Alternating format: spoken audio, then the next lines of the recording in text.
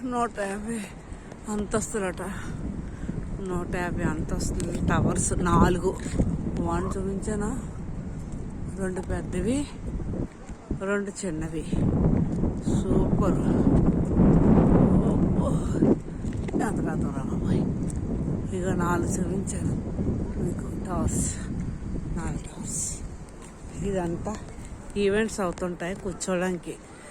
ఎక్కడ చూడు అస్సలు చెత్త అన్నది ఉండదు.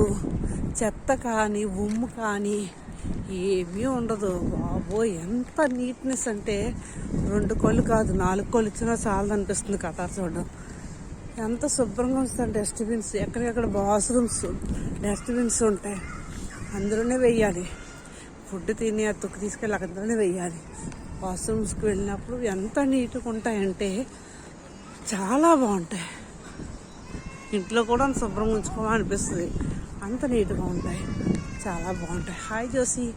అగో మా విజ్జు అల్లుడు గారు కూతురు, మా హేమంతరాజ గారు వెళ్తున్నాం. అలా వాక్ చేస్తున్నాం. దీని పక్కనే సముద్రం ఉంటుంది. ఇవన్నీ ఏంటనుకున్నారు, సముద్రం పక్కన కట్టిన బిల్డింగ్స్ ఇవి.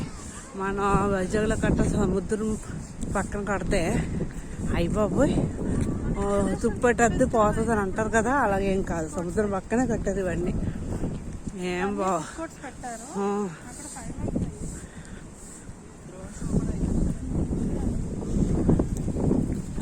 ఎక్కడెక్కడ నౌకర్లు ఉంటారు, ఎక్కడెక్కడ ఏం ఉంటుంది. చెట్టు ఆకులు కూడా కనిపిస్తున్నాయా మీకు ఎక్కడన్నా? లేదు. చూసారా, అదిగో సముద్రం వచ్చేస్తుంది. ఆ సముద్రం పక్కన కట్టారు ఇవన్నీ పెద్ద పెద్ద బిల్డింగ్స్. సముద్రం పక్కన బిల్డింగ్స్ కడితే ఉప్పు నీరు అది పాడైపోతా అంటారు. నిజమే, వైజాగ్లో పాడైపోతాయి. మరి ఎక్కడ ఎందుకు పాడవట్లేదు? ఏం బిల్డింగ్స్ అండి బాబు.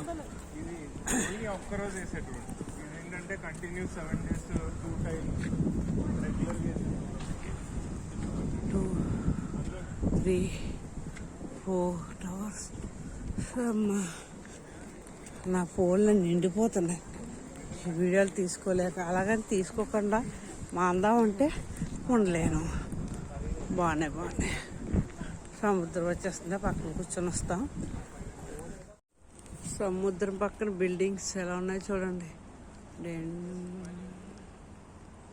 సముద్రం పక్కన, సముద్రం అటువైపు కొన్ని ఐలాండ్స్ ఉన్నాయి, కట్టేశారు బిల్డింగ్స్ అని. సముద్రం చుట్టూ కట్టారు.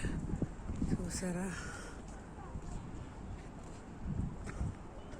మా అల్లుడు గారు కూతురు మా కొడుకు వస్తున్నారు. ఇదిగో సముద్రం.